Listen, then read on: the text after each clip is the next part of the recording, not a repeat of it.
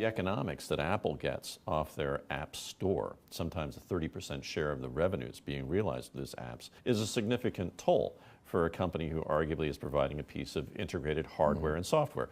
But if we look at this consolidation taking place between telecommunications providers, i.e. the owners of the pipes, if you will, as well as with the content companies, are you still going to have sort of this intermediary, this toll taker, if you will, who's going to be standing between themselves, the companies, and the users? I was in Denver yesterday and I flew back late last night, and I was intrigued by a fellow who sat across the aisle from me who watched a movie, held it up in his hand and watched it the entire time we were in the air.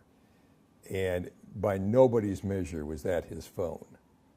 It had the capability. I suspect when we landed, he called his family and said, "I've landed as a phone user." But for the 3.5 hours that we were airborne, it was nobody's phone.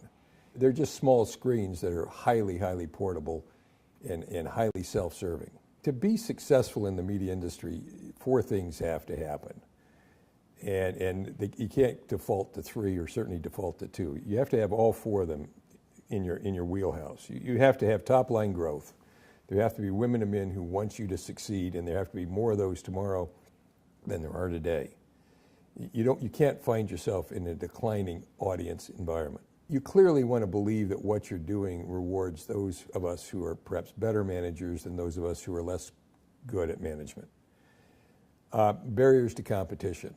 Are what you're doing proprietary enough that your predictability arises? For those of us who are older, we learned how to make pro formas around net present value. We would these elaborate 10-year models, and then David do the present value.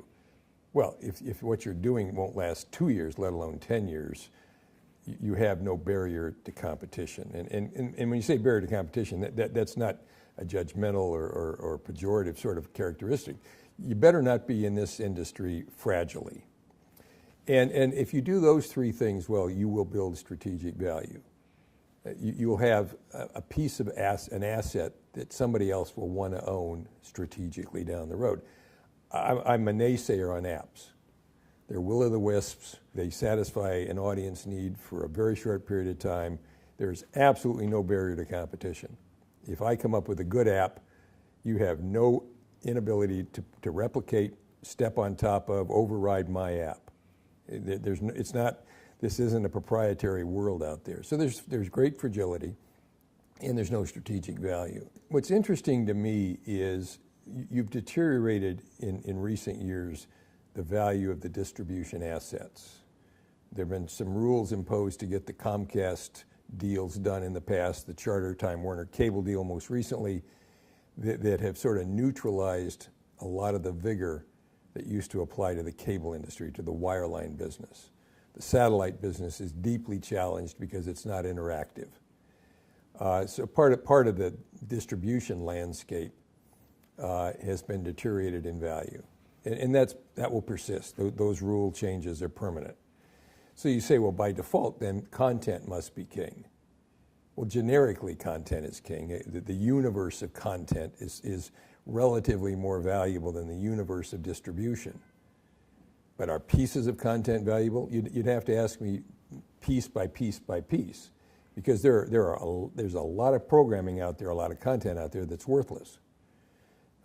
Very smart women and men make movies, and 1 out of 5 makes money, and 4 out of 5 typically lose money. So you have to be very careful here as to figuring out where is money going to be made. Is it in the appliances business? I think Samsung with the recall of the Galaxy 7 would say maybe not there as much as I thought it was. There are women and men in China who are making phones that have exactly the same capabilities as the iPhone 7. They just don't have the Apple name on them. So Apple is selling very few phones recently, relatively, in China because it's just the appliance business. So you can't make it in the appliance business. You can't make it in the general audience content business sustainably, at least in my opinion, well. You can for certain investors, but the major fiduciary community should be leery of it. So you better focus on the rules I suggested. Top line growth, good management being rewarded, and some element of barrier to competition. If those materialize and are sustainable, then you'll do pretty well.